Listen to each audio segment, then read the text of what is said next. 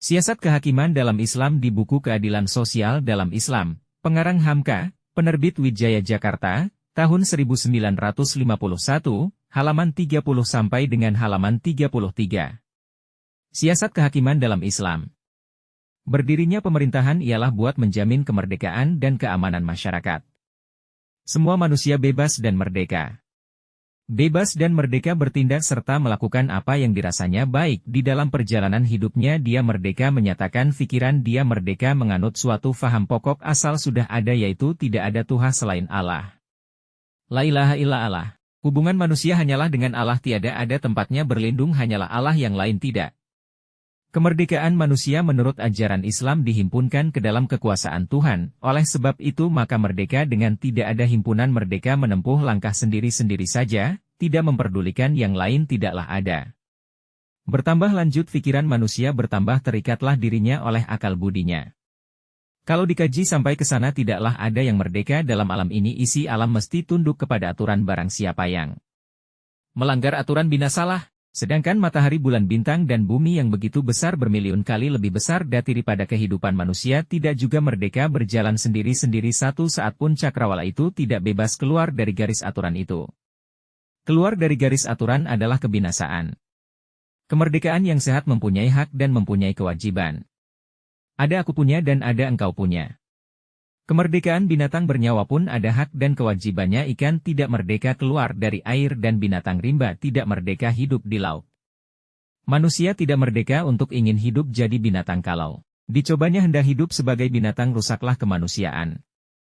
Oleh sebab itu maka dalam ajaran Islam seluruh isi alam ini, sejak zarat yang sekecil-kecilnya lalu kepada jisim yang sebesar-besarnya sekalipun, harus tunduk ke dalam satu aturan. Orang Islam menamainya sunnatullah, orang yang ingkar akan kekuasaan Tuhan menamainya tabi atau naturuet atau undang-undang alam.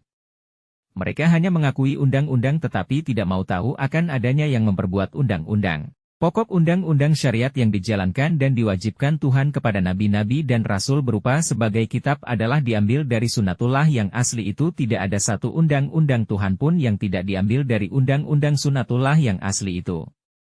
Kemanusiaan adalah alam yang kecil dan alam yang besar adalah kemanusiaan yang besar. Kemanusiaan adalah sebahagian daripada alam itu. Kepadanya ditentukan undang-undang yang tidak boleh dilaluinya di dalam hidup. Apabila dilanggarnya binasalah kemanusiaan. Kaum komunis mengingkari adanya kekuasaan Tuhan. Bertuhan dipandangnya sebagai suatu kebodohan. Mereka menganjurkan kemerdekaan dan kebebasan dan juga dari Tuhan. Oleh karena teori itu melanggar ketentuan sunnatullah, akhirnya terpaksa juga mereka mengadakan kekuasaan, yaitu kekuasaan diktator manusia. Katanya diktator akan berhenti bila mana kehidupan komunisme telah tercapai. Apakah lagi kehidupan yang lebih merdeka dari kehidupan monyet? Padahal kehidupan masyarakat monyet pun terpaksa memakai pemerintahan dan mengakui kekuasaan juga. Beruk di rimba pun bertua-tua juga, demikian kata pepatah.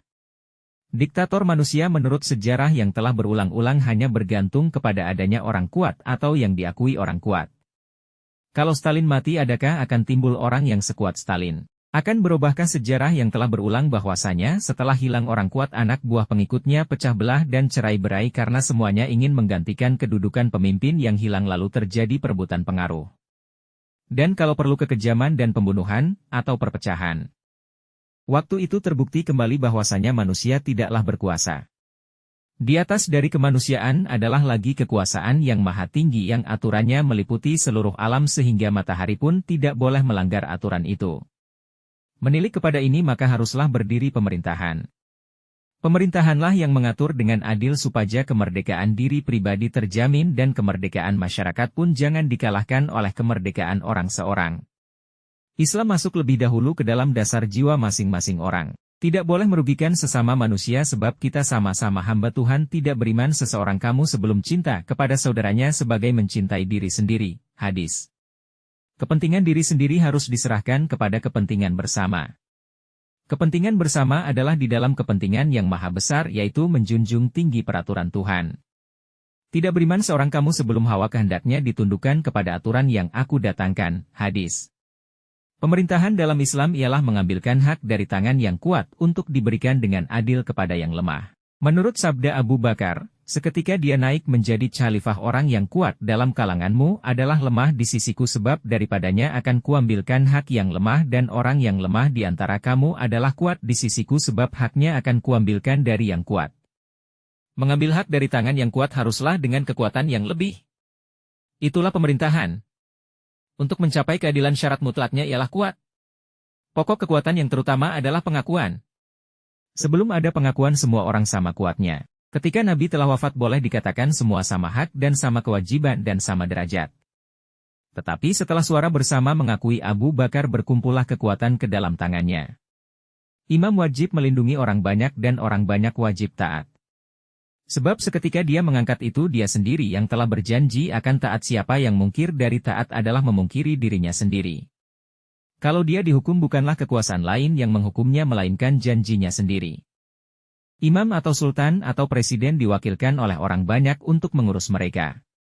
Sehari penyerahan kekuasaan itu, sehari itu pulalah diatur dan disusun kemerdekaan perseorangan tadi sehingga adil dan seimbang.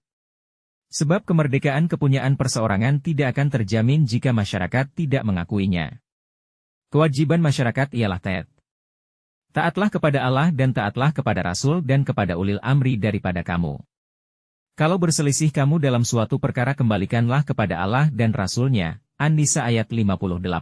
Artinya kepada jiwa syariat, kepada hikmat hukum, kepada sebab dan musabab yang telah ada garisnya dalam agama.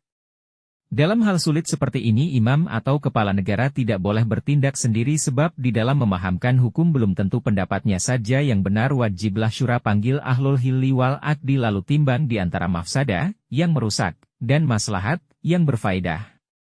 Kalau telah putus lalu masih ada yang melanggar, adalah dia melanggar kepada kemurnian dirinya sendiri. Barang siapa yang taat kepada amir, pemegang pemerintahan, adalah taat kepada aku sendiri. Hadis. Sesungguhnya orang yang telah memberikan bayatnya kepada engkau ya Muhammad, samalah artinya telah berbayat dengan Allah sendiri. Tangan Allah adalah di atas tangan mereka. Barang siapa yang mungkir adalah mungkir atas dirinya sendiri. Al-Fatah ayat 10. Konklusinya, hakim hendaklah adil. B. Rakyat hendaklah taat, dan C. Di antara hakim dan rakyat hendaklah ada majelis musyawarah. Hakim yang bertindak sendiri menjalankan hukum haruslah bertanggung jawab di hadapan musyawarah.